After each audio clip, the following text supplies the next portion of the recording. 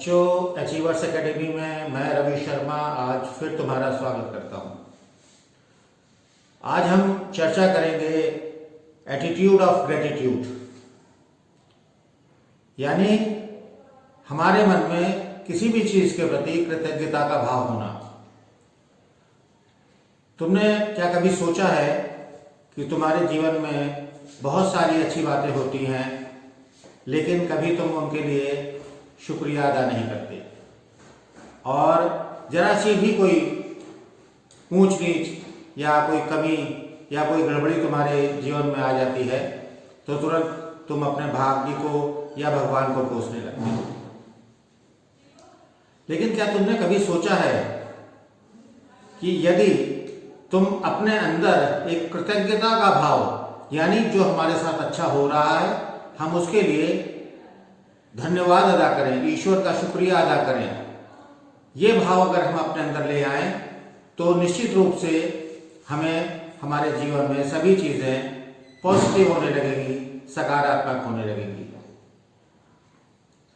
ये विषय मुझे इसलिए उठाना पड़ा आज क्योंकि मैंने अक्सर देखा है, मतलब ये दूसरों की क्या कहूँ मैं, ये मेरे साथ भी होता है कि हम घर से जब निकलते हैं बाहर तो हम भगवान को प्रणाम करते जाते हैं, लेकिन उसके बाद जब हम लौट कर आते हैं तो क्या हम ईश्वर से कहते हैं कि आपने हमें सकुशल हमारे सारे काम निपटाए और हम सकुशल अपने घर लौट के आए? नहीं, हम भूल जाते हैं। ईश्वर को प्रणाम करके तो गए, लेकिन ईश्वर ने जो हमको सुरक्षित रखा हमने उसका धन्यवाद अदा ही नहीं किया।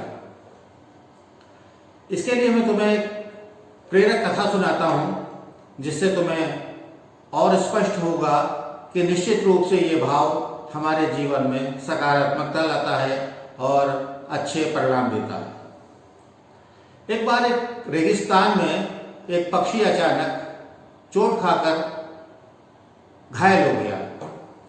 अब वो गर्म रेत पर गिरा तो उसके पंख जल गए और वो काफी बीमार हो गया।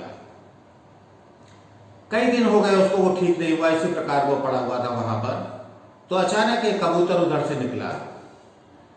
तो उस पक्षी ने कबूतर से कहा, कहाँ जा रहे हो तुम? कबूतर ने कहा, मैं तो स्वर्ग जा रहा हूं। तो पक्षी ने कहा, यदि तुम स्वर्ग जा रहे हो तो वहां जाकर वहां पे देवदूत से पूछना कि मैं इतनी रुग्ण अवस्था में हूं, मैं इतना बीमार हूं, इतना परेशान हूं, मेरी ये अवस्था और कब तक चलेगी? कबूतर ने कहा, बिल्कुल मैं जा रहा हूं तो अवश्य तुम्हारे बारे में देवदूत से पूछूंगा। कबूतर जब स्वर्ग पहुंचा तो उसने देवदूत से सबसे पहले यही प्रश्न किया कि मैं जब आ रहा था तो रास्ते में एक पक्षी बहुत बीमार था, उसने ये पूछा है कि आखिर उसकी अवस्था कब तक रहेगी, कब उसके जीवन में सुख आएगा, कब उसके पंख ठीक होंगे, कब वो दोबारा उड़ पाएगा। देवदूत ने विचार किया और बताया कि उसके जीवन में तो अभी 7 साल तक परेशानियां ही हैं। कबूतर उदास हो गया, लेकिन फिर उसने देवदूत से पूछा, लेकिन इसका कोई उपाय तो होगा, कोई उपाय बता दीजिए देवदूत। देवदूत ने कहा, एक उपाय है। यदि पक्षी ये कहता रहे कि हे ईश्वर, इस कार्य के लिए आपका बहुत बहुत धन्यवाद, तो उसके जीवन में जो है एक बार फिर खुशियां आ सकती हैं।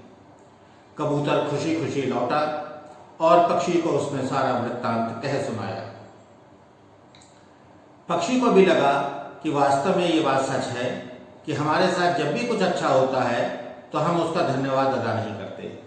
बस क्या था, उसी दिन से पक्षी ने हर अच्छे कार्य के लिए धन्यवाद ईश्वर का अदा करना शुरू कर दिया। जैसे अगर कोई ऊपर से पानी गिर के उसके मुंह में आ जाता तो वो कहता है, हे ईश्वर, आपका बहुत बहुत धन्यवाद है कि आपने मुझे पीने के लिए जल दिया।